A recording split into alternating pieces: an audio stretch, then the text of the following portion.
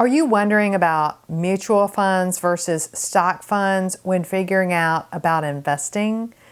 I'm going to share the difference in those two strategies in this video. Hi, I'm Camille Gaines. I'm founder of Financial Woman, but I've been personally investing for over 30 years. And here I share and teach about what I've learned over those 30 years with investing my own money. Now, what I want to share with you in this video is information about mutual funds versus stocks, individual stocks, because a lot of people, when they think about starting to invest, the first hurdle they come to is, should I buy a mutual fund or should I actively invest in stocks? So I want to point out some pros and cons of each of those in this video. First of all, what is a mutual fund? Well, investors pool their money together, and then an active manager or a team of managers pick stocks for that fund. Now, having said that, that's not always the case, because a lot of mutual funds invest simply in an index. And you may have seen my other videos about index investing. If not, you'll want to watch those. But an index mutual fund simply buys the stocks that are in that index. So you've probably heard of the S&P 500. That's an index, but that's not what I'm going to talk about here.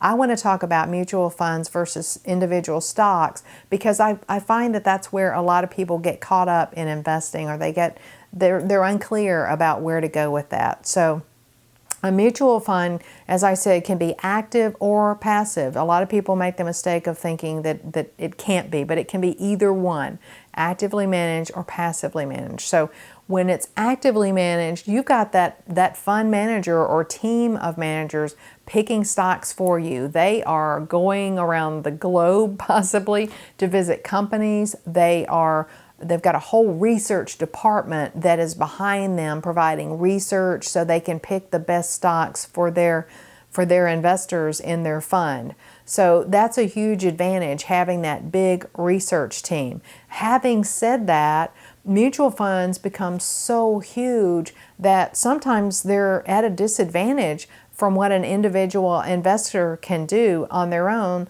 beyond the research, simply because an individual investor is easily able to buy and sell stocks because they're simply buying a smaller volume. You can imagine how hard it is for a company, a fund rather, that has $10 billion in a stock fund to buy and sell in and out of a stock position. Those stocks prices are going to move simply because that fund is buying and selling. So that's one advantage that an individual stock picker can have over a mutual fund. Now, as I said, a disadvantage is that they're not going to have that whole research team that's backing them and helping them pick out stocks that meet their criteria. Now, I would say that if you're interested in buying your own stocks, then I think that you really have to like research and you have to like analysis. Not only that, I think that you have to have an interest in the financial news and staying on top of what's going on in general in the financial markets, because most stocks move depending on where the overall market is moving. It's not so much picking the right stock anymore as it is, picking the timing as to when you invest in certain types of investments, such as stocks. So that's something to really be aware of. So in addition to liking to research and liking to analyze stocks, you have to also be wanting to stay on top of the financial markets and follow the financial news to see how those companies are doing in any sector that you've chosen. So that's what I wanted to share with you in this video. I am not a financial advisor. Meaning I simply don't manage wealth for other people.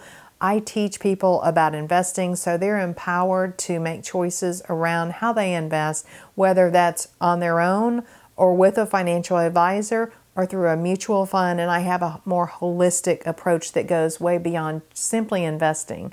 So that's what I wanted to share with you in this video, while also explaining to you I am not telling you where to invest. I'm just educating you on the differences between mutual funds versus stocks. And that's what I wanted to share with you here. This is all based on my own experience and research over the past 3+ decades.